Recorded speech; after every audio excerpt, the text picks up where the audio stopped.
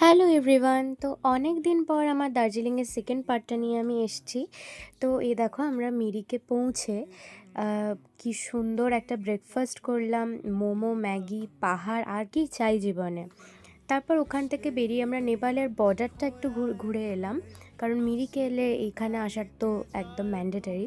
তো তারপর আমরা দার্জিলিং যাওয়ার পথে তো আমরা ভাবলাম যে কীরম কী ওয়েদার হবে জানি না, এত কুয়াশা হয়ে আছে, কিন্তু পৌঁছে দেখলাম বেশ ঝলমলে। তো এই হোটেলটা খুবই ভালো, একদম নতুন রিসেন্ট ওপেন হয়েছে, বেশি দিন হয়নি। গ্লেনারিজের একদম উল্টো দিকে ক্যানোপি বুটিক হোটেল। আমাদের তো বেশ ভালো লেগেছে। আর বারান্দা থেকে তোমরা খালি ভিউটা দেখো। ওয়াশরুমটাও বেশ ডিসেন্ট ছিল। হোটেলটা খুবই সুন্দর।